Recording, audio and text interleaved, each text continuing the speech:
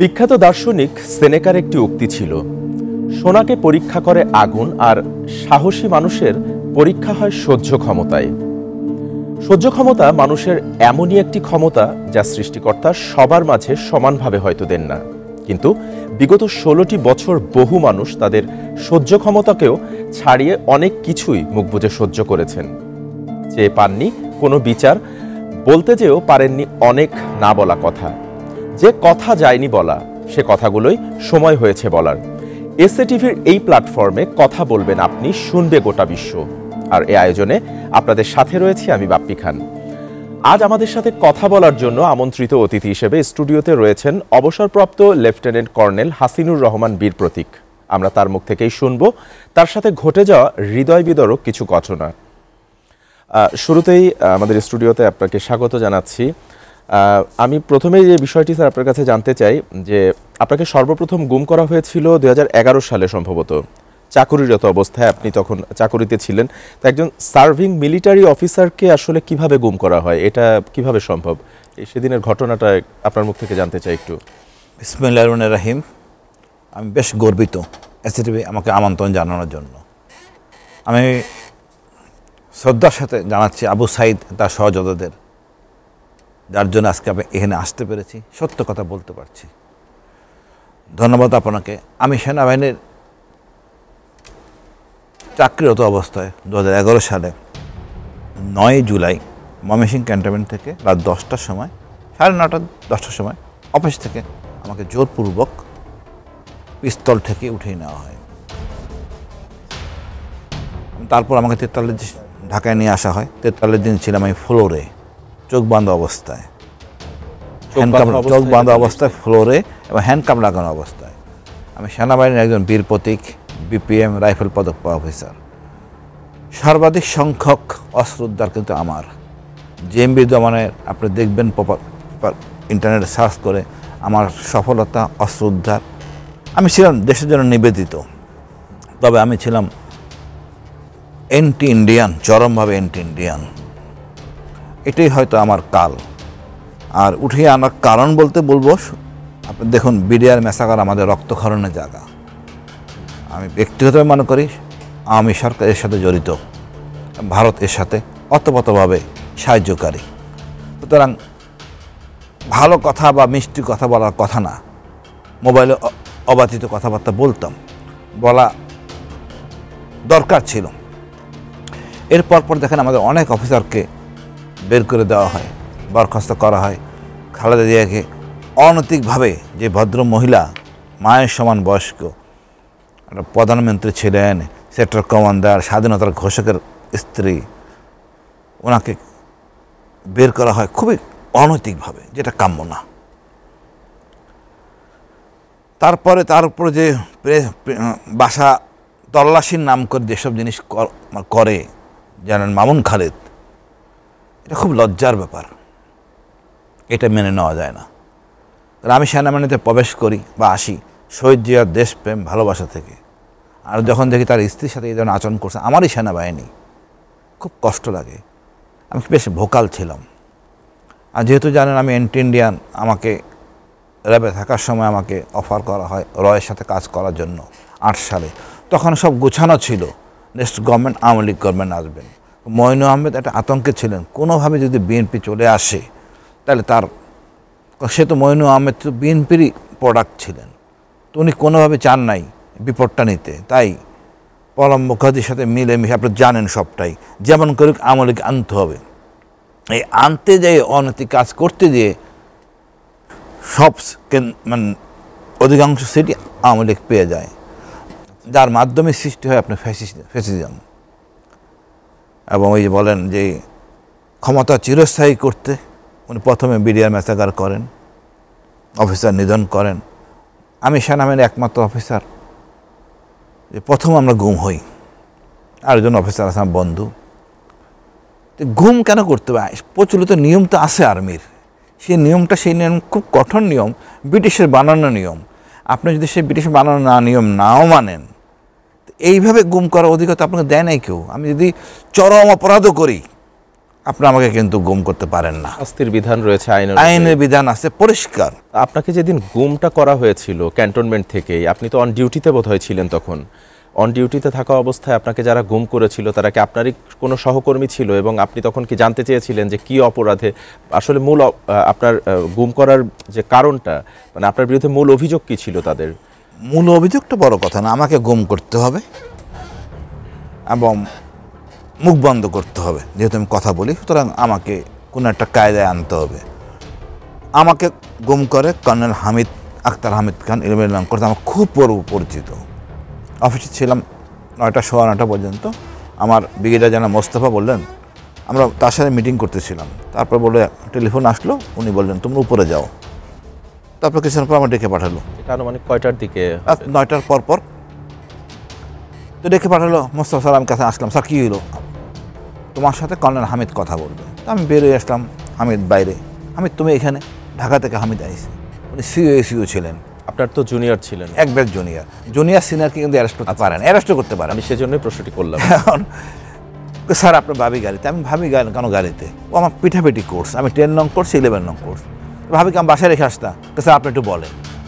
ওরই কোর্সমেট ছিল 2 জন, জাস্ট আমার সাথে একই সাথে ছিলাম, major Enam and lieutenant Yasin. আমি ওদের চিৎকার করে ডাকলাম, ইয়াসিন এনাম নিচে নেমে আসো। আমাদের হামিদ আইসে। হামিদ এটা চাচ্ছিল না ওরা আসুক, বাট ওর দ্রুত, আমাদের সক্ষতা এত বেশি ছিল, দ্রুত নেমে আসে। ওদের সামনে আমাকে নিয়ে যাচ্ছিল হামিদ গাড়ির কাছে। নেওয়ার পরেই সে পিস্তল বের করে আমার পিছনে তাক করে এবং আমাকে ঢুকায় গাড়িতে। আপনি হয়তো দেখবেন কনক সরার টকশোতে লেফটেন্যান্ট মোস্তাফিজ পরিষ্কারভাবে বলছেন, উনি সাথে ছিলেন সহকর্মী হিসাবে, যে আমাকে যে ওইভাবে নেওয়া হয়েছে সত্য, যেটা খুব লজ্জাকর। আমি এই জন্য বর্তমানে আইসিটিতে মামলা করে নেই, এখন মামলা করার প্রস্তুতি শেষ। ইনশাল্লাহ হয়তো কালকে বা পরশুদিন আইসিটিতে মামলা করে দিচ্ছি। এটা করিনি, অপেক্ষায় ছিলাম, কিন্তু মনে হয় এখন করার দরকার আছে। এখানে যারা জড়িত খুবই স্পষ্টকাতর ব্যক্তি, যেমন লেফটেন্যান্ট জেনারেল মাইনুল সিজিএস ছিলেন তৎকালীন, উনি বেশি উৎসাহ নেন কিছু একটা করে খুশি করে সরকারকে, উনি সেনাপ্রধান হবেন। মামুন খালেদ, জেনারেল মামুন খালেদ ডিজিএফআইয়ের, আতাউল হাকিম, অনেকে আছেন, তদন্তে বেরিয়ে আসবে ইনশাআল্লাহ। আপনাকে এই যে গুম করা হলো, গাড়িতে উঠানো হলো, এরপরে আপনাকে কোথায় নিয়ে যাওয়া হয়েছিল? আমাকে নিয়ে, যেহেতু আমি মিলিটারি পুলিশে ছিলাম 90 সালে, এলাকা সম্পূর্ণ পরিচিত, প্রতিটা বিল্ডিং আমি চিনি। এটা আর্মি ইন্টারোগেশন সেল, আমাদের আইসিবি সেন্টারের পরে ওই এলাকায় বিএসডিএস, ওইখানে আর্মি ইন্টারোগেশন সেলটা, তার দোতলায় আমাকে রাখা হয়। ওখানে কতদিন ছিল? আমি ওখানে ছিলাম 43 দিন, চোখ বাঁধা ছিলাম, ফ্লোরে থাকতাম, হ্যান্ডকাপ লাগানো ছিল। খাওয়ার সময় বাথরুমে গেলে একটা হাতে হ্যান্ডকাপ থাকতো। আচ্ছা, এবার এতটা নির্যাতন, এতটা গরম, এতটা কষ্ট, যদি একটা ফ্যান দেওয়া হয়েছিল। দেখেন আমি এমন, আমাকে যদি শোনা নয় শেখ হাসিনাকে গালি দিচ্ছি, তা আমি তো জানি, তাহলে তো আমার মৃত্যু কনফার্ম। আমার প্রায় বলা হচ্ছিল ক্রস ফায়ার করা হবে। আমি এক সময় মনে হচ্ছিল 7 দিন পর ক্রস ফায়ারটা করে ফেললে বেঁচে যাই। বাস্তবতা এর চেয়ে বেশি কিছু বলতে চাচ্ছি না। আমি মানে আমারই বন্ধু, আমারই সহপাঠী, যে আদেশ দিচ্ছেন ইমিডিয়েট আদেশ, ব্রিগেডিয়ার জেনারেল রেদওয়ান ডিএমআই, আমার 1 বছর সিনিয়র। মানে কি বলার আছে। এই যে আপনি বলছিলেন যে আপনাকে রয়ের সাথে কাজ করার জন্য প্রস্তাব দেওয়া হয়েছিল, বা আপনাকে বহুবার বলা হয়েছিল হয়তো, বা এই যে আমাদের অনেকের মনে হয়তো এই প্রশ্নটা আছে, রয়ের সাথে আসলে কাজ করে, রয়ের কাজটা আসলে মূলত মানে কি কাজ করতে আপনাকে বলা হয়েছিল সেখানে, যেটা আপনি রাজি হননি? আপনি যখন কোনো একটা অনৈতিক কাজ করবেন, তখন কিন্তু কন্টিনিউয়াসলি একই অনৈতিক কাজ করবেন। রয়ের কোনো কাজ আমার দেশপ্রেমের সাথে জড়িত না। দেখেন আমাদের দেশটা স্বাধীন হওয়ার পরে আমাদের দেশটাকে আঁকড়ে ধরছে অক্টোপাসের মতো, আমরা এখানে বেরিয়ে আসতে পারতেছি না। ওদের 7 সিস্টারের সমস্যা আছে, এগুলো আমি এগুলি কিছুটা দেখভাল করতে পারতাম বা করতাম ডিজিএফআইয়ের আদেশে। তো ওরা চাচ্ছিল এগুলি আমি যদি তাদের সাথে কাজ করি তার উপকার হবে, আমার যেটা মনে হয়। বাট আমি সরাসরি প্রস্তাব না করি, আমাকে অনেক অফার করা হয়, বহুদিন তার লেগেছিল। যে কাজ আমি পারবো এটা করতে, এটা অন্য কেউ করা সম্ভব না। আমার পেশা নেশা বা বলতে পারেন জঙ্গলে পাহাড়ে ঘোরা, এগুলি আমার করতে ভালো লাগে, এটা অনেকের পছন্দ হয় না। তা আমি করি নাই, আমি আজ গর্বিত। আপনাকে হচ্ছে যে ওখানে রাখা হয়েছিল, ওখানে নির্যাতনের চিত্রগুলি কেমন ছিল, বা খাবার কি দেয়া হতো, কিভাবে ছিলেন ওখানে আসলে আপনি? আমি যখন আর্মি ইন্টারভিউশনে ছিলাম, এটা কিন্তু প্রথম গুম চাকরিরত অবস্থায়। ওখানে খাবার ছিল, আবার কি খেতে পারবেন আপনি যখন জানেন মেরে ফেলা হবে? কি খাবার দিল কি দিল না ইট ডাজন্ট ম্যাটার, খাওয়াই সম্ভব না। আমাকে হাফ প্যান্ট পরানো হয়েছে, একটা কালো ফতুয়া টাইপ দেওয়া হয়েছে, সব কাপড় চাপড় খুলে রাখা হয়েছে। আর কি বলবো ভাই, আমি মানে অকথ্য ভাষায় ব্যবহার, জোর করে জিজ্ঞাসাবাদ, যে সাথে আমি জড়িত না, মোবাইল ফোন নিয়ে। এই মোবাইল ফোনটা হলো কাজের মেয়ের। আচ্ছা, সে ছিল রোহিঙ্গা বংশগত, সে প্রেম করত মোবাইল ফোন দিয়ে তার যেটা বর্তমানে স্বামী, নাকিনছড়ির একটা জায়গা গর্জনিয়া বাজার, সেখানে ফোন ফ্যাক্সের দোকানে। এটা নিয়ে আমার চাপাচাপি করতে, আমি জানলে না কিছু বলবো। 7-8 দিন পর তার বুঝতে পারে সামথিং রং। কাজের মেয়ে আমাকে ধরার, গুম করার 2 দিন আগে বাড়ি যায়। আচ্ছা, বৈবাহিক কাজে। তা আমার মিসেস ময়মনসিংহ থেকে চলে আসে ঢাকায়। তখন যে কথাবার্তা তারা আবার রেকর্ড করে শুনে বুঝতে পারে ভুল হয়ে গেছে। মানে টর্চার কতখানি সহ্য করা যাবে, 7 দিন করার পরে পারলে তো বুঝতে পারে ভুল হয়েছে। এখন তারা চিন্তা করে নতুন কোনো ফন্দিকে আটকানো যায় কিনা। যেই কাজগুলি আমি ডিজিএফের অনুরোধে বা আদেশে করতাম, এগুলো দিয়ে আমাকে আটকানো করা হচ্ছে। তখন তো ছিল বিএনপির ডিজিএফআই। আচ্ছা, আমাদের যার দেশপ্রেম থাকবে, আমাদের ইন্টেলিজেন্সটা হলো রাজনৈতিক। বিএনপির ডিজিএফআই বা আওয়ামী লীগের ডিজিএফআই, এই দর্শনটাই হলো অনৈতিক। জনগণের টাকায় গোয়েন্দা সংস্থা, এটা থাকবে, তার নিজস্ব একটা চেতনা থাকবে, স্পিরিট থাকবে, দেশপ্রেম ভালোবাসা, সেই জায়গায় ছিল না। ওইগুলি দিয়ে আমাকে চার্জ বানানো করা হচ্ছিল। শারীরিক নির্যাতন কি করা হতো কিনা ওখানে আপনাকে? না, গায়ে হাত দেয়নি, আমার গায়ে হাত দেয়নি। আচ্ছা, আপনি এই যে যেটি বলছিলেন যে আপনি সবসময় নিজেকে, আমরা দেখেছি বিভিন্ন জায়গাতে আপনি বলেনও এখনও, যে আপনি নিজেকে ভারত বিদ্বেষী বলে দাবি করেন, এটার মূল কারণটি আসলে কি? আচ্ছা দেখেন, আমি সেনাবাহিনীর অফিসার, যোগদান করছি দেশপ্রেম থেকে। আমি কমিশন পাই 84 সালের 1 জুন। আমি পার্বত্য চট্টগ্রাম খাগড়াছড়িতে আমার পোস্টিং হয়। অনেকটা অনুরোধ করি আমি নেই। এই জায়গাটা ছিল উত্তপ্ত, পার্বত্য চট্টগ্রাম শান্তিবাহিনী ছিল উত্তপ্ত। যার পরের থেকেই মোটামুটি বলতে পারেন যুদ্ধে জড়ায় পড়ি। তখন বুঝতে পারি যে এই যত সমস্যা বাংলাদেশের বা এই আমাদের পার্বত্য চট্টগ্রাম নিয়ে, সম্পূর্ণ ভারতের সৃষ্টি। জনগণের চাওয়া পাওয়ার বিরুদ্ধে তাদের এই অনৈতিক হস্তক্ষেপ। আপনি দেখবেন, আমরা 71 সালে স্বাধীন হলেও 72-এ 29 এপ্রিল আমাদের চাকমাদের দিয়ে সৃষ্টি করা হয় চাকমা অটোনমাস ডিস্ট্রিক্ট মিজোরাম বর্ডারে, শুধু মিজোদের দমন করার জন্য। তো প্রথম থেকে ভারত আমাদের উপর খেপা, আমাদের এই স্বাধীনতা মেনে নিতে পারে নাই। ভারতের চুক্তি ছিল 7 দফার মধ্যে সেনাবাহিনী থাকবে না। তো এই সেনাবাহিনীর বা এই দেশের সার্বভৌমত্ব থাকবে না, পতাকা থাকতে পারে, বাট তার এই 7টা দফা যেটা পরিষ্কার, আপনি দেখবেন তাদের আমি ভলেন্টারি আমি পরাধীন হয়েছি, ভলেন্টারি পরাধীন হয়েছি। আমরাই তো শাসন করার কথা পাকিস্তানকে। আমরা 7.5 কোটি আর 5.5 কোটি পাকিস্তানি লোকজন, তা 5 জাতি মিলে। কেন পারি নাই এটা অন্য বিতর্ক। তবে সেনাবাহিনীতে আমার লোক ছিল না, আমাদের কোনো সেনা সদস্য ছিল না বা ব্যাটালিয়ন ছিল না যা পাকিস্তান দ্বিতীয় মহাযুদ্ধে যুদ্ধ করে। আমরা কেন করিলে সে আরেক বিতর্ক। দ্বিতীয়বার আপনাকে ঠিক 4 বছর পর আবার যে বোধহয় গুম করা হয়েছিল সম্ভবত, মানে সেকেন্ড টাইম, সেটির আসলে কারণ কি ছিল এবং ঘটনার সূত্রপাতটা যদি একটু বলেন। এখন আমি এই যে অনৈতিক কর্মকাণ্ড, ওই যে কাজের মেয়ের প্রেম কাহিনী, এটা চালিয়ে দেওয়া হয় আমার মানে তৎকালীন স্বৈরাচারী হাসিনার ঘাড়ে, যে এই লোক কু করতে যাচ্ছিল। আসলে পুরোটাই ভুয়া। এটা কাজের মেয়ের প্রেম কাহিনী। আপনি টাওয়ার লোকেশন হচ্ছে ময়মনসিংহ থেকে নাকিনছড়ি, নাকিনছড়ির থেকে হলো গিয়া আপনার রোহিঙ্গা অধ্যুষিত এলাকা মক্কা, কুয়ালামপুর, করাচি। এখন এটা মিলাই দেখার পর সব এই আওয়ামী সরকার বিপক্ষে। তো আমি কিছু একটা অনৈতিক কাজ করব। তো গোয়েন্দাদের এই আইকিউ নাই, আমার সেনাপ্রধানের নাই, মবিন সাহেবের, যে আমি তো পরিবার নিয়ে থাকি, আমি ডাক দিলে তো চলে আসি, আমার তো গুম করে নিয়ে আসার দরকার নাই। কতটা আহম্মক হইতে পারে এনারাই দেশ চালাচ্ছেন। নির্বাচনের সময় আমি যে ভোকাল থাকি বোঝেন, আমার এর সমস্যা। আর আমার কথা সেনাবাহিনী একটু হলেও অ্যাড্রেস করে, স্যার সত্য কথা বলে, আমি মিথ্যা কথা বিশ্বাসী না, এবং আমাকে আটকায়। কিন্তু এবার আটকায় অন্য উদ্দেশ্যে, এর ঝামেলা রাখাই বিপদ, মারার পরিকল্পনা করেই আটকায়। এবং রাত 10টার সময় বাসার একটু সামনে, 100 গজ সামনে আমার এক বন্ধু ছিল, সে হয়তো আমি ধারণা করি তদন্তে বেরিয়ে আসবে, সে সহযোগী ছিল। আমি তো মোবাইল ক্যারি করতাম না, এমন কোনো সফটওয়্যার নাই আমার ছবি দিয়ে আমাকে আইডেন্টিফাই করবে। হাওয়ার ওখানে আমার অস্ত্র ছিল, ওদের হ্যান্ডস আপ করাই, 10 মিনিট কন্টিনিউ করে থাকি।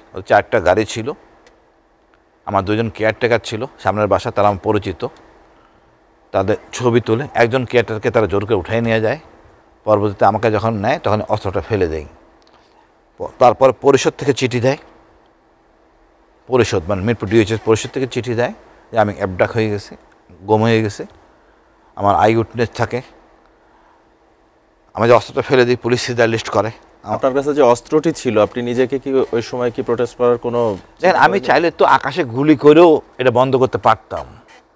আমি জানি এদের কিছুই করতে পারবে না, এত ইকুইপড হয়েছে আমি চিন্তা করিনি। আমি তো গুলিও করতে পারতাম, হাতের কাছে তো হ্যান্ডস আপ করানো ছিল। বাট অফিসার কেমন সৈনিকরে গুলি করে, এটা তো যায় না। তা আমি ছিল আত্মবিশ্বাস, কিছুই করতে পারবে না। অতিরিক্ত আত্মবিশ্বাস হলে যা হয়, এই ভুলটা হয়। আপনি বোধহয় বাংলাদেশে একজনই মাত্র ব্যক্তি যে কিনা 2বার গুম হয়েছিলেন এবং অনেক নির্যাতন অত্যাচার সহ্য করেছেন। কিন্তু আমরা সম্প্রতি যে বহুল প্রতীক্ষিত সে আয়নাঘর, যে শব্দটা, আয়নাঘর শব্দটা আমার মনে হয় এটি প্রথম আপনার মুখ থেকেই আমরা জানি বা শুনতে পারি। তো এই যে সম্প্রতি যে আমরা দেখলাম প্রধান উপদেষ্টা উনি হচ্ছে যে আয়নাঘর পরিদর্শনে গেলেন, সেখানে আমরা কোথাও মিডিয়াতে আপনাকে দেখতে পাইনি, আপনার উপস্থিতি দেখতে পেলাম না। এটার কারণটা কি আসলে? আপনাকে কি জানানো হয়নি না আপনি জাননি? আমি মনে করি এটা একটা ষড়যন্ত্রের একটা অংশ। আমি তো সবটা জানি, আমি বিস্তারিত স্কেচ করে বলে দিয়েছি কে কোথায় ছিল, কি কেমনটা ছিল। আর আমার সাথে যে ব্যবহার বা অন্যের সাথে সে ব্যবহার এক হবে না। যার সাথে ভালো ব্যবহার করা হয়েছে বা যারা বলতে পারবেন না, যারা মামলা করেননি, তাদের নিয়ে গেছে। মামলা তো করেছি আমি, আর আমি তো প্রথমে মামলা করি। আর এই বিশ্বকে আমি জানাই এই তাসলিম খলিল ভাইয়ের মাধ্যমে, নেত্রনীদের মাধ্যমে আয়নাঘর বলে একটা জিনিস আছে। আপনার ভাবুন এই হাসিনা ফ্যাসিস্ট কতটা শক্তিশালী, ডিজিএফআই, এনএসআই, পুলিশ সব এত ভয় উপেক্ষা করে। আমার বউ অসুস্থ, 3 মেয়ে, আমি কিন্তু জনসমক্ষে নিয়ে আসি। একটু আমার যারা সহযোগী ছিল, কোনো বন্ধু আমার সাথে যোগাযোগ করতো না ভয়ে আতঙ্কে, আমি কিন্তু নিয়ে আসি। আমার পরিবার আমাকে সাহায্য করে। আর তুমি সত্য বলো, দেশ জানুক। ব্রিগেডিয়ার আদমিকে ওখানে দেখি, আমি প্রকাশ্যে বলি নেওয়া হয় নাই। আমার তো অনেক, হয়তো আমি অনেক বেশি বলে ফেলতাম, হয়তো প্রধান উপদেষ্টা বিব্রত বোধ করতে পারতেন। বাট এটা তো বোকামি। আমি কি মামলার কাজে যাব না? তখন তো সবটাই বলা হয়েছে। রাগে ক্ষেপে আমি খুব স্বল্প সময়ের মধ্যে একটা বই রেখে ফেলছি, সবটা দেওয়া আছে।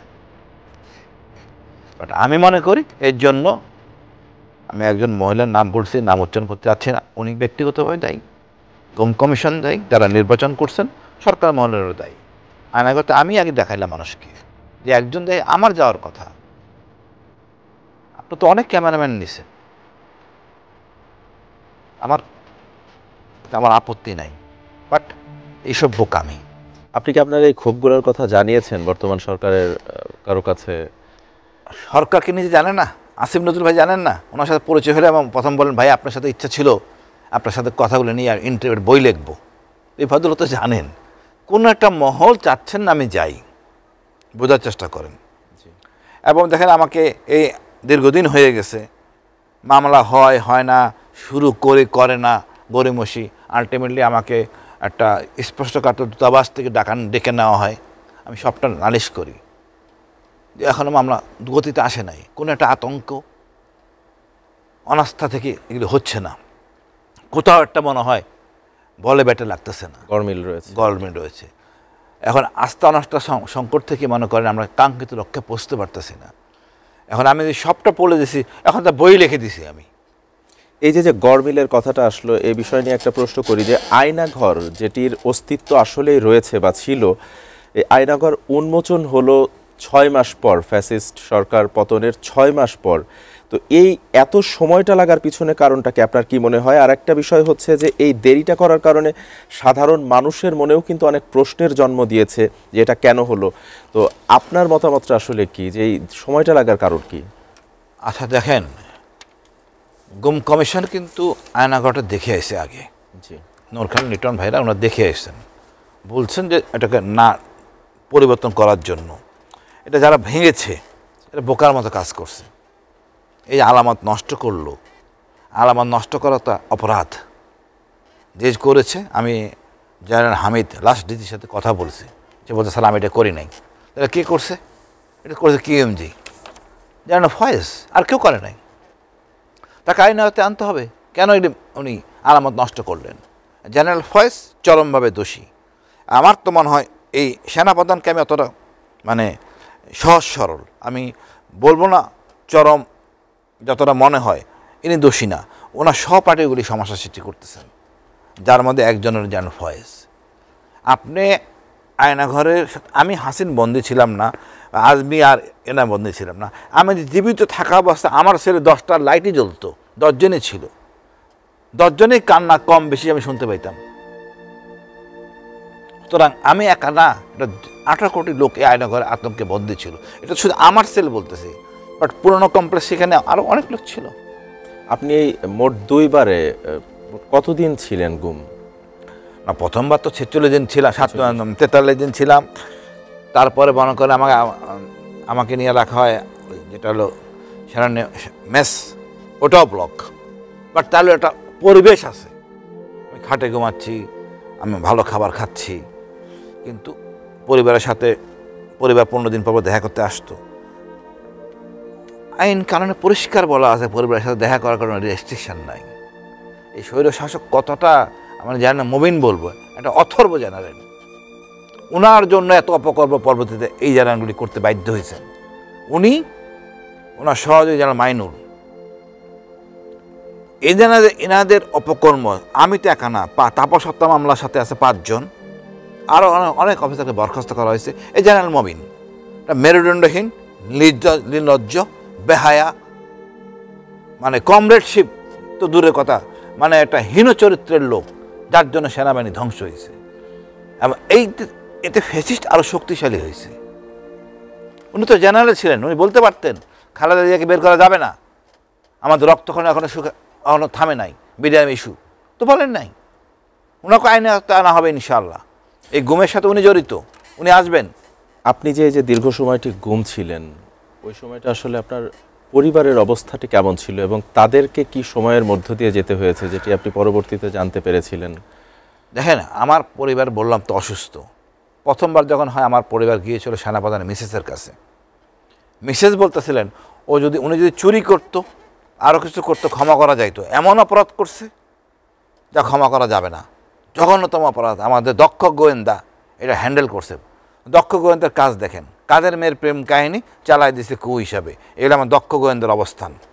আসেন, আমি জেলখানায় ছিলাম, আমার 2টা মেয়ে আজকে দুটা ব্র্যাকে পড়ে, একটা ব্র্যাকের টিচার। জেলখানার চিকুন চিকুন তার দিয়ে দেখা কথাবার্তা হয়। আমার মেয়ে, ছোট মেয়েটা, ওর তারটাকে ফুটা করে বড় করতে চাচ্ছিল বাবার স্পর্শ পাওয়ার জন্য আঙ্গুল। কত হৃদয় বিদারক হইতে পারে, কি অপরাধ আমি করছি। আমার পছন্দের খাবারগুলো আমাকে দিছে, আমি নিয়ে আসতেছি খুশিতে, ভালো খাবার পাওয়া যাচ্ছে। কিছুদিন আওয়ার পর আমার বাচ্চারা যখন চলে গেল, চোখের আড়াল হয়ে গেল, দৌড়ে এসে আমার খাবারগুলো নিয়ে গেল, বলল গোয়েন্দাদের আদেশ আছে, এটা চেক করবে।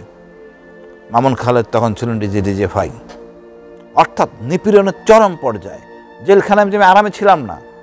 প্রথমে উনি রাখে আমাকে কন্ডেম সেলে, শিশু সন্ত্রাসীর সাথে। ওখানে মনে করলাম আমি যেহেতু র্যাবে ছিলাম, ওরা ওদের হাতে আমি সাইজে দেবো, মারা যাবো। তারপরে দেখা গেলো না, হলো না, তখন দিল জঙ্গি ছেলে, শাহেক আব্দুর রহমান ছেলে, আমাকে বলে আমাকে হত্যা করবে। কি মানসিকতার মধ্যে দিয়ে আমি গেছি। আমার পরিবার কতটা বেহায়ার মতো, কতটা অপমানিত হয়েছে জেল গেটে। জেলারা কতটা নির্মম আচরণ করছে বোঝানো যাবে না। কত ছোটোভাবে আমার পরিবার বড় হয়েছে মানসিকতায়। মানে আমার বাচ্চা পড়তো ক্যান্টনমেন্ট পাবলিক স্কুলে। সেনাবাহিনীর কাছে রিকোয়েস্ট করছি আমাকে ক্যান্টনমেন্ট, ঢাকা ক্যান্টনমেন্ট পরীক্ষা দিবে, মেট্রিক পরীক্ষা দিবে, ভর্তি করার জন্য। ভর্তি করে নাই। চাকমাদার স্কুল, সাক্ষ্যমণি বৌদ্ধ বিহার 13 নম্বরে, এখান থেকে আমার বড় মেয়ে পরীক্ষা দেয়। এই লজ্জা কি আমার? লজ্জা সেনাবাহিনীর। সেম আমার পরিচিত বন্ধুরা আমাকে চিনেই না, আমার পরিবারকে চিনে না, গুটি কয়েক হাতে গোনা। কর্নেল ফেরদাউস, কর্নেল আসাদ, তাহিদ, এই হয়তো তারা এখনও আছে, থাকে। এরপরে আমি বন্ধুদের সাথে কথাটা তেমন বলি না। আর যদি বলেন কষ্টের কথা, আমি যে ভালো ভালো খাবার খেতাম, আমার বাচ্চা সেগুলো খেত না। বাবার কথা মনে করতো, একটা কলিং মিল হলে বাচ্চারা দৌড়ে আসতো, বাবা বদি আসলো। দ্বিতীয় ঘুমের পর রাস্তাঘাটে বাবার খুঁজতো, বাবাকে দেখা যায় কিনা। কারণ ওদের কোনো ভাই ছিল না, আমি এদেরকে আগলে রাখতাম। কোথাও নিয়ে যাওয়া, বেড়ানো, ও মা যেটা পছন্দ করতো না ওগুলি আমিই করে দিতাম। আপনার বোঝানো যাবে না, এরা এক রুমে ঘুমাইতো ভয়ভীতিতে, সবসময় খুঁজতো বাবা কোথায় আসবে, কবে আসবে। এমন অবস্থা, আমার মা ছিল সাথে, মাকে বলা হয়েছে, খালারা বলছে আমি মারা গেছি।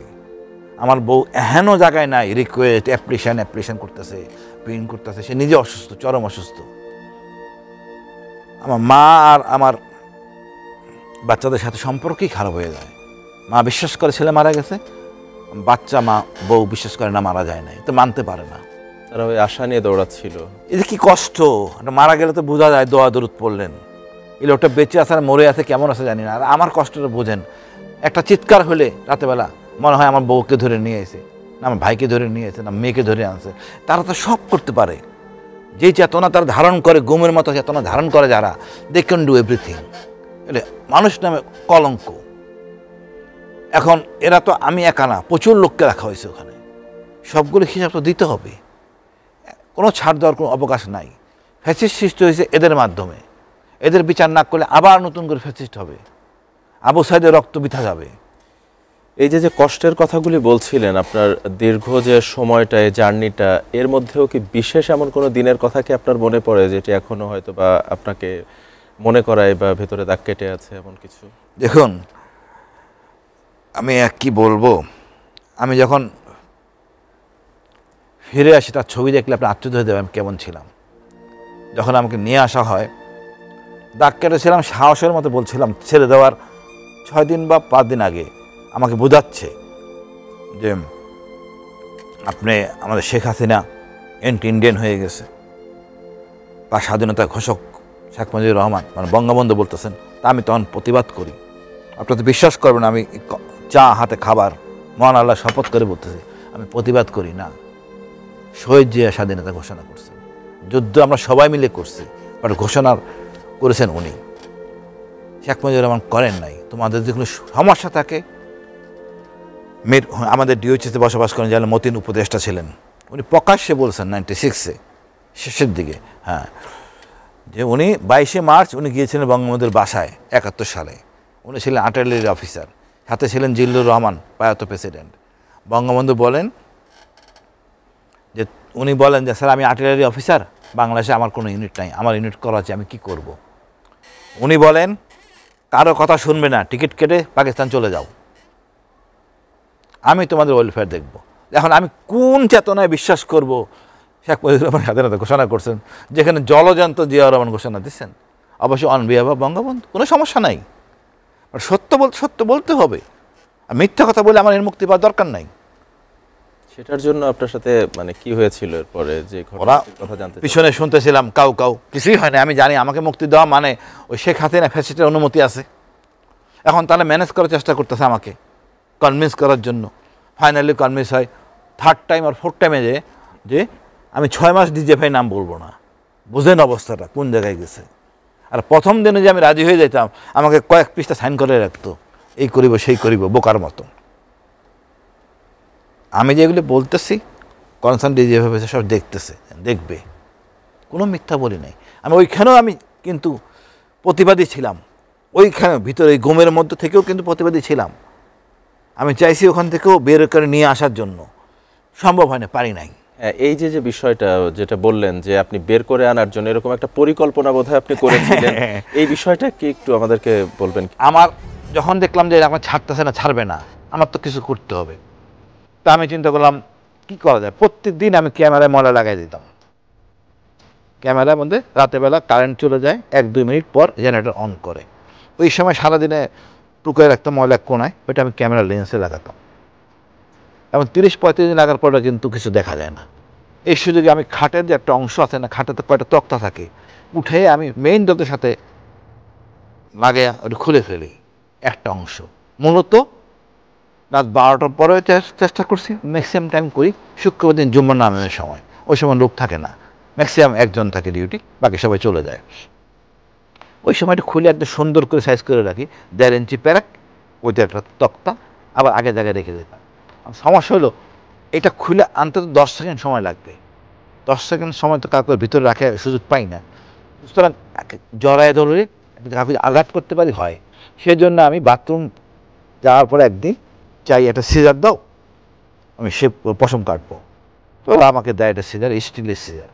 আমি দেখলাম যথেষ্ট, এটা দিয়ে যদি আমি কিডনি বরাবর আঘাত করি জড়ায় ধরে, ওটা শেষ। বাকিটারে আমি ওই লাঠি দিয়ে করতে পারবো, কিন্তু দুইটাকে একসাথে ঢোকাতে পারতেছিলাম না। ওই সিজারটা বাথরুমে নেই, আমি নিয়ে আমার স্যান্ডেল নিচে খুঁচে ভিতরে ঢুকে পুশ করে নিয়ে আসি। এখন যখন জিজ্ঞেস করে এটা দেন, আমি হাত থেকে পড়ে গেছে, খুঁজে পাচ্ছি না। সবাই শুনতেছে, ডিজেপি অফিসাররা শুনতেছে, চেক ব্যাক করতে পারে। আমি কোমরে হাত দিই, দেখাই, এই দেখো নাই, খুঁজে পাইতেছে না, কি করব। পরে যখন একদিন প্রায় 3 মাস পর হঠাৎ করে এই চাকুটা আমার কোমর থেকে পড়ে যায়। আমি তো বলি নাই কি কাপড় চোপড়ে ছিলাম, অত নোংরা কাপড়, মানে সভ্য লোক এগুলি পরায় না, সভ্য মানসিকতার লোকজন এগুলো হয় না। ছিঁড়া লুঙ্গি, ছিঁড়া গেঞ্জি। আমি একটা লেফটেন্যান্ট কর্নেল, 3টা খেতাবদারি অফিসার, আমাদের সাথে এই আচরণ করা হয়েছে। টুথপেস্টের ব্রাশ ছিল এক জায়গায়, একজনের ব্রাশ আরেকজনে ব্যবহার করতো, সব তো ওখানে পাগলের মতো অবস্থা, চিন্তায়। ওই সিজারটা যখন পড়ে যায় তখন এসে আমাকে চার্জ করে, তা আমি পুরো ডিগ বেঁধে মারি যে না, আমি এটা নিছিলাম সুইসাইড করার জন্য। তারা সিম্পেথাইজ হয়ে যায় উল্টা আমার দিকে। এরপর একদিন জুম্মার দিন আমি একটা ছেলেকে টার্গেট করি, আমি জাপটে ধরি, হ্যান্ডকাপটা আমার লাগাচ্ছে, খুলতেছিল, তখন ওর গায়ে লাগাই দিতে যাই আমি হাতে, ও একা, আর কেউ নাই, কিন্তু আমি পাটা পিছলে যায়, আমার প্রাণটা ভুল হয়ে গেছে। বাথরুম যেয়ে আমি আসি, না যেয়ে যে শুরুতেই করতাম তাহলে সাকসেস হতে পারতাম, এটা আমার ভুল। আপনি ওখানে বন্দি থাকা অবস্থায় যে এই যে রিস্কগুলি নিয়েছেন, এটা আমি তো জানি রে ভাই, আমার মারা যাবো, আমি মেরে ফেলা হবে, আমি মৃত্যু ভয়টার ভেতরে কাজ করছি। মৃত্যু এইভাবে বাচ্চার থেকে মরে যাওয়া ভালো। আশেপাশে কান্না, চিৎকার, দলের মধ্যে মানুষের ফিনকে দেওয়া, রক্ত, মানে যে বিভৎস অবস্থা, এখানে আসলে মানুষ বসবাস করার জন্য না, তা মারামারি করে মরি, ভেরি ইজি। আবার ওই রকম জিনিস দুইটা থাকে যদি সম্ভব।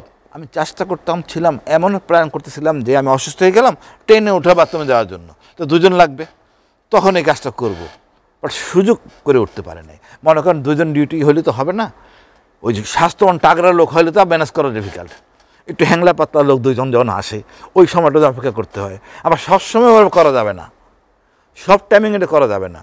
যেমন সকালবেলার দিকটা খুব তাড়াহুড়া থাকে, সন্ধ্যা রাতে, মানে শেষ রাতের দিকে 4টা থেকে যেন ওয়াশ করায়, সব টাইমে ওইটা করা যায় না, যার জন্য টাইমিং স্লট বেছে নিতে হয়। তারপর এই জায়গাটা আইডেন্টিফাই করে খুঁজে বের করা, রায়নাঘর যে এটা এইখানে, সেটারও একটা কৌশল অবলম্বন করি, বহু কষ্ট করে বের করি এটা এই জায়গা।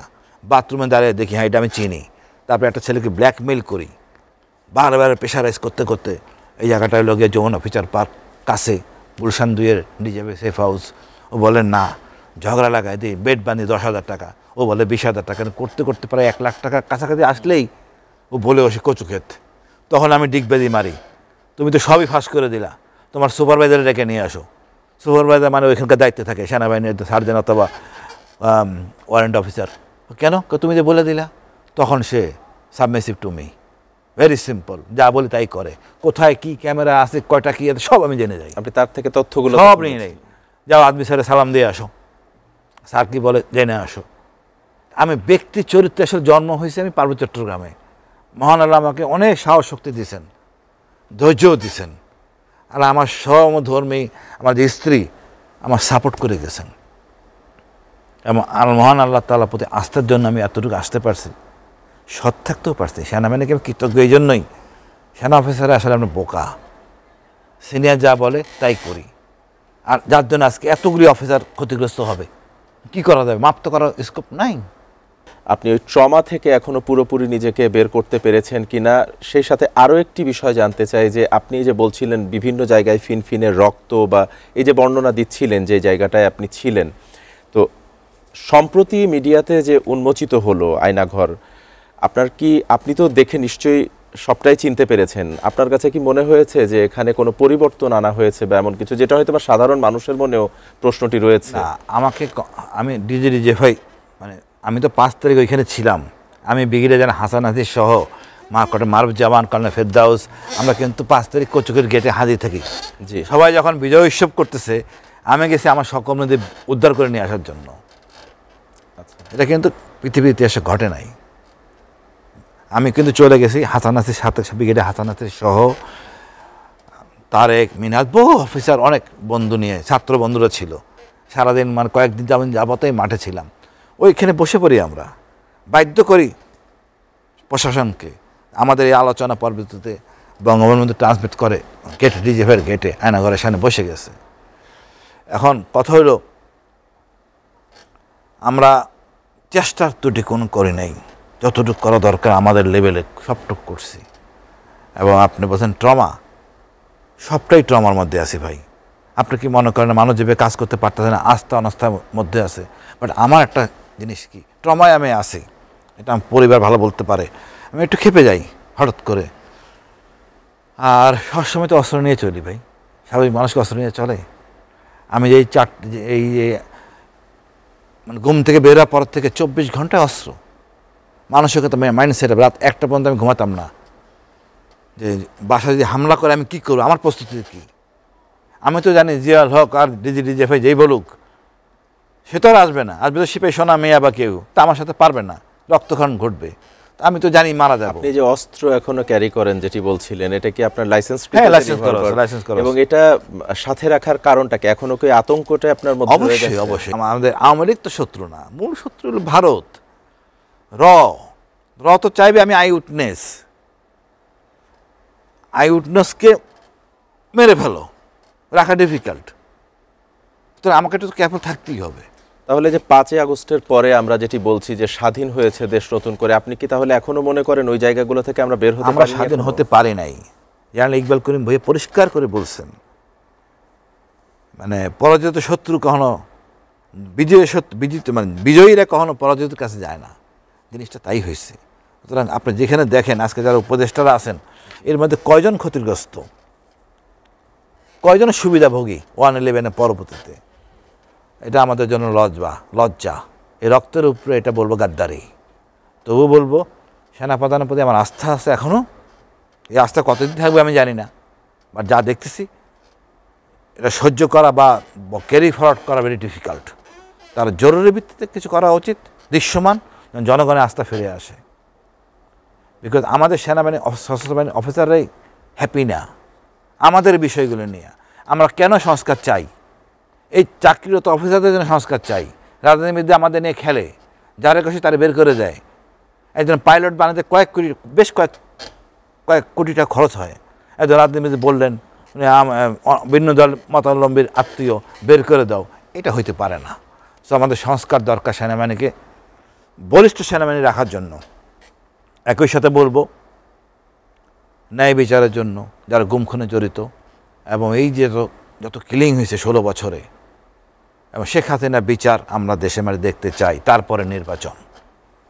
এই যে বিচারের কথাটি বললেন, এটার জন্য যে গুম কমিশন গঠন করা হয়েছে, আপনার দৃষ্টিতে তাদের কাজের ধরন কিংবা দক্ষতা এবং ক্ষমতা কতটা স্বচ্ছ বলে আপনি মনে করেন? দেখেন, আপনি আমাকে গুম করছেন অসাংবিধানিকভাবে। এখন আমরা বলতেছেন সংবিধান মোতাবেক বলো যে গুম করার সময় সাক্ষী ছিল কিনা, এটা যায়? এই বিচার তো হইতে বিপ্লবিক চেতনায়, বিপ্লবিক সরকারের মাধ্যমে। গুমটা কি ছিল সংবিধানের মোতাবেক?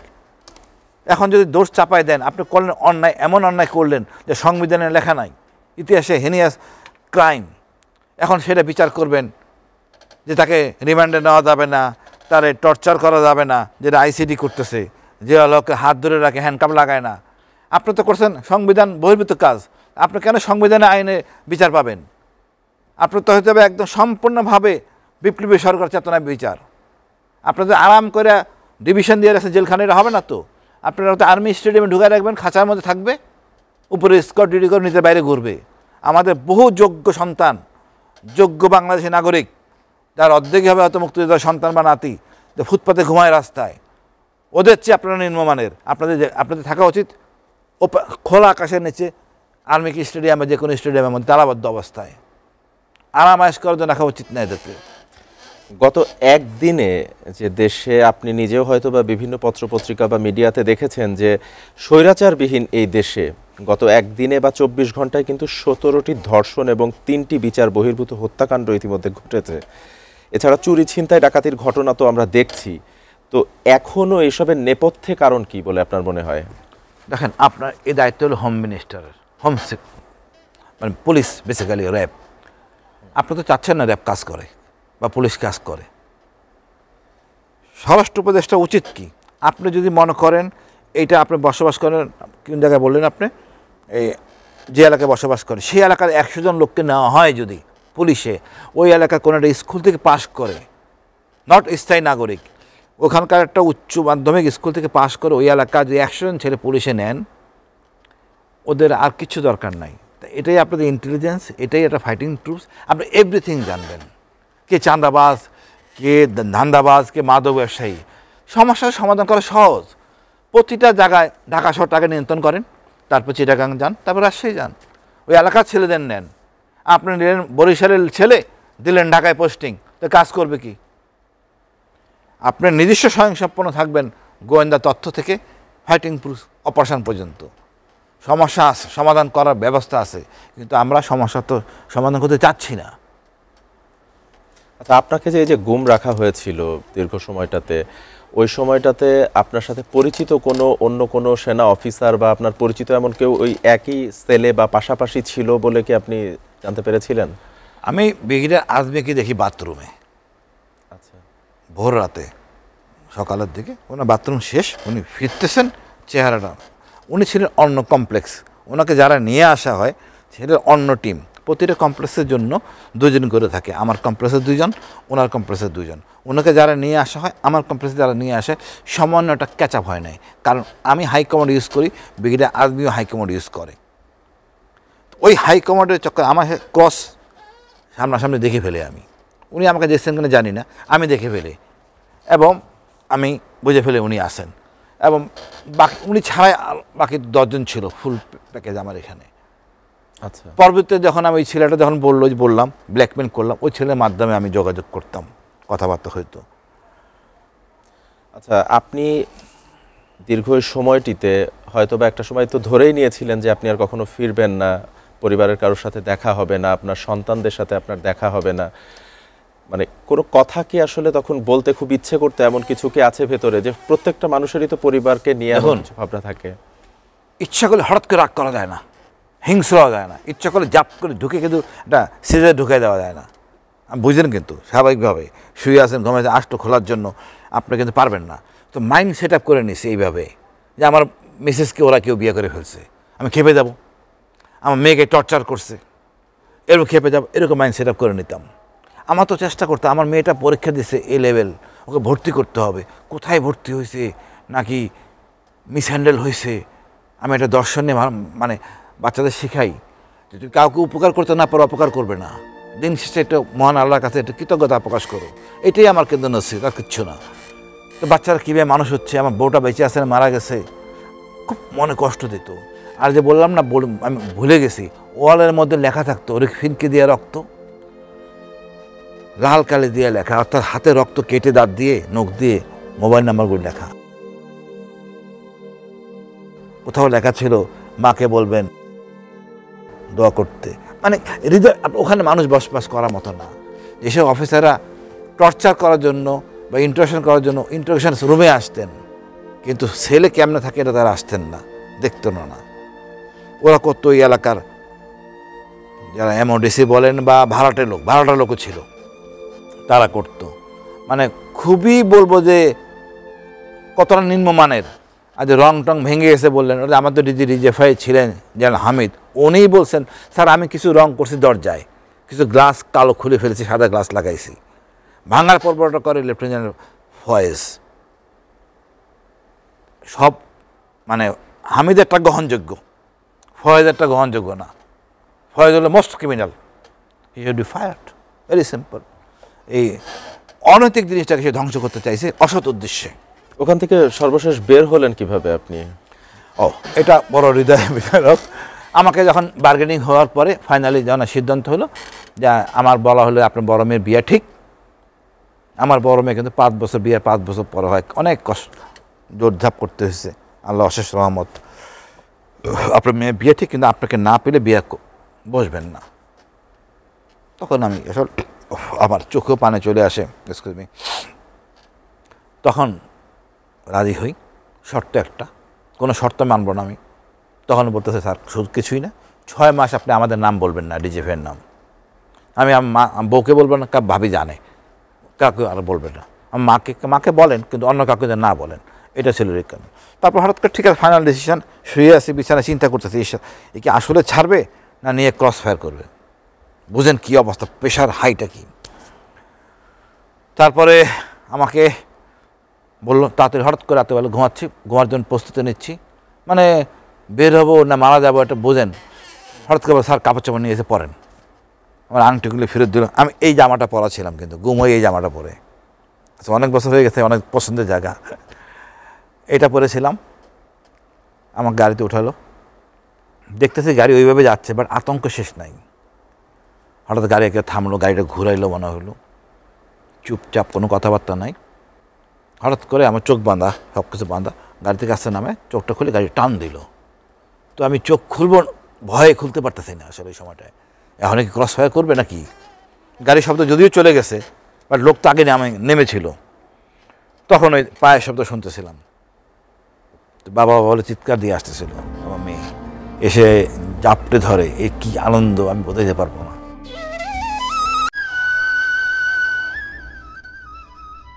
বিশেষ করে ছোট 2টা মেয়ে, বড় মেয়ে, 3 মেয়ে, বউ।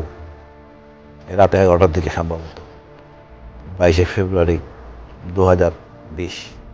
আমি চাই না আসলে ভাই, এই স্বাধীন দেশে আর কেউ কোনো ফ্যাসিজমের সৃষ্টি হোক, কোনো গুম খুব কেউ এভাবে নির্যাতিত হোক। আমরা আসলে মানে এই যে মিডিয়াতেও দেখেছি, অনেকের মুখেই শুনেছি, আপনার কাছ থেকেও শুনছিলাম, এই যে আয়নাঘরের আসলে নির্যাতনের বর্ণনাগুলো যদি একটু ছোট করে বলতেন, আসলে কি করা হয় ওখানে মানুষকে নিয়ে? ওখানে সব কিছু করার ব্যবস্থা আছে, কথা শুনবেন না, আমাকে তো পরিষ্কার করা বলে দেওয়া হয়েছে, আপনি যদি কথা না শোনেন আপনি বাঁধেন আপনার নিজের জন্য, মারা গেলে আপনার লাশ গায়েব করে দেওয়া হবে, লাশ আপনি ফেরত দেওয়া হবে না। এটাই বাস্তব, এটাই বাস্তব, এবং এটাই হয়ে থাকে। একদিন আমি বাথরুম দিয়ে দেখি কালো জ্যাকেট পরা, কালো জ্যাকেট র্যাবই পরে শীতকালের। আমি প্রায় বাথরুমে বেশি ইচ্ছে করে সময় নিতাম, ওই ফুটাটা উঠে দেখতাম কি করে, আমাকে ঢুকাই দিয়ে আরেকজন বন্ধুকে নিয়ে আরেক বাথরুমে নিয়ে যায়। তাই আমি ফলো করতাম, ওগুলো দেখতে দেখা চেনা যায় কিনা। যেহেতু চোখ বাঁধা থাকে, খুব আইডেন্টিফাই করা যায় না। ওই তো জ্যাকেট সকালবেলার দিকে, অর্থাৎ কোনো অঘটন ঘটছে, ছেলে তাকে র্যাব নিয়ে যাচ্ছে। সাধারণত র্যাব ভিতরে ঢুকবে না, বহিরাগতর ভিতরে ঢুকে না, ওই গেট পর্যন্ত আসে, এসে হ্যান্ড ওভার করে দিয়ে যায়। বাকি নিয়ে যাবে যখন ক্রস ফায়ারের জন্য নিয়ে যায়, ওই গেট থেকে হ্যান্ড ওভার করে। এমন কিছু ঘটছে ছেলের ভিতরে, হয়তো আমার ধারণা মারা গেছে, তাকে হ্যান্ড ওভার করা হচ্ছে। তারপরে বলবো, এখানকার অন্য অন্য সেলের চেয়ে ডিজিএফআইয়ের সেলটা তো দীর্ঘমেয়াদী থাকার জন্য এর আচার, খাবার দাবার, এটা সিস্টেমেটিক রুটিন খাবার দাবার ছিল। 4 বেলা গরুর মাংস, 3 টুকরা মাংস, 1 টুকরা হাড়, 4 বেলা মুরগির মাংস, 4 বেলা মাছ, খুব বাজে কোয়ালিটির মাছ, 2 বেলা ডিম, শুক্রবার দিন ভুনা খিচুড়ি, আরেকদিন দিত ওই লুচি, বুটের ডাল আর সেমাই মিক্স করা, যেটা ডিফিকাল্ট। তো এগুলি সেট প্রসিডিওর ছিল, এটা শুধু আর্মিতেই সম্ভব।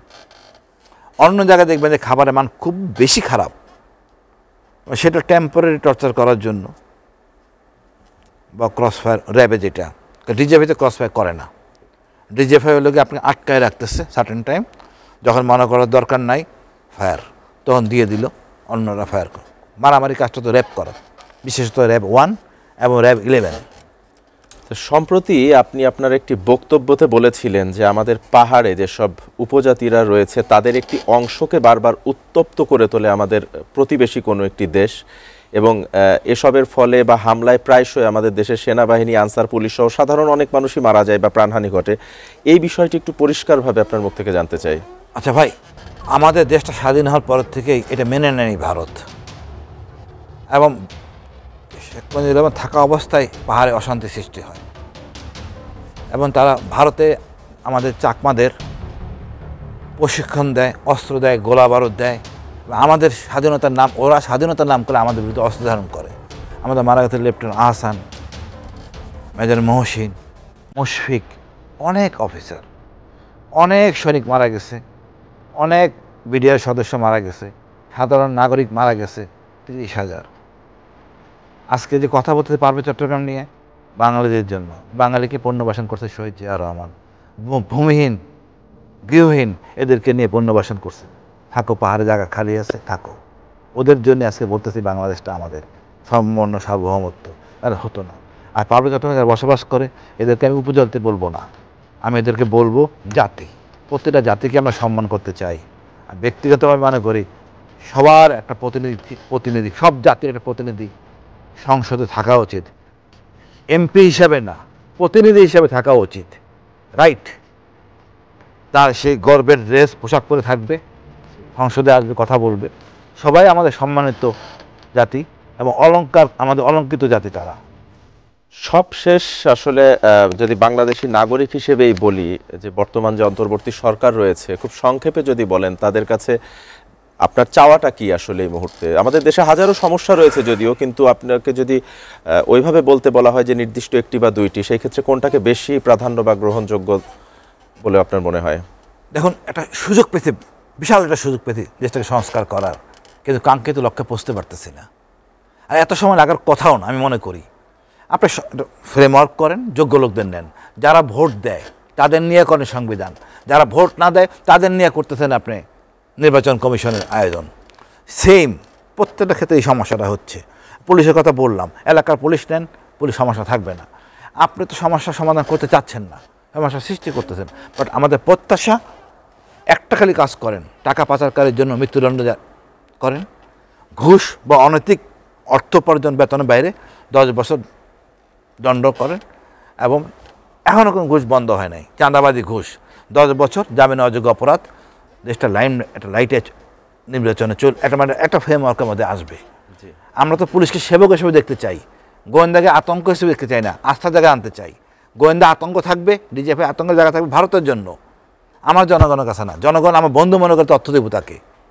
মানে এমন একটা অবস্থা হয়েছে, পুলিশ দেখলে ভয় পাই, ডিজিএফআই দেখলে ভয় পাই। এই জায়গাটা সংস্কারের প্রয়োজন। জায়গাটা থেকে আমাদের সবারই আসলে বের হয়ে আসা উচিত। লেফটেন্যান্ট কর্নেল হাসিনুর রহমান, আমাদের স্টুডিওতে এসে কথা বলার জন্য এবং মূল্যবান সময় দেওয়ার জন্য আপনাকে অসংখ্য ধন্যবাদ জানাচ্ছি। আপনাকে অসংখ্য ধন্যবাদ। এই অনুষ্ঠান যারা দেখবেন সবাইকে আমার সালাম, আমাদের জন্য দোয়া করবেন, জাতির জন্য দোয়া করবেন। ধন্যবাদ। কিছু মানুষ গল্পের অংশ হয়, কিন্তু কিছু গল্পের শেষ হয় না কখনো। আমরা জানাতে চাই আপনার সাথে ঘটে যাওয়া নির্মম বাস্তবতার গল্পগুলো। আমরা চাই স্বাধীন সার্বভৌম এই বাংলাদেশে ধর্ম, বর্ণ, দল, মত নির্বিশেষে প্রতিটি মানুষ যেন তার স্বাধীনতায় বাঁচতে পারে, ভয়হীন, নিরাপদ ও স্বাভাবিক জীবন কাটাতে পারে। আপনার সাথে ঘটে যাওয়া যে কোনো ঘটনা জানাতে যোগাযোগ করুন স্ক্রিনে দেয়া নাম্বারে, অথবা মেইল করুন যে কথা যায়নি বলা @gmail.com এই মেইলে। আজ বিদায় নিচ্ছি, কিন্তু ফিরে আসছি আগামী বুধবার ঠিক রাত 9টায় নতুন কোনো অতিথি নিয়ে, বলতে না পারা নতুন কিছু কথা নিয়ে। সে পর্যন্ত সবাই সুস্থ থাকুন, নিরাপদে থাকুন, এসএটিভির সাথে। আল্লাহ হাফেজ।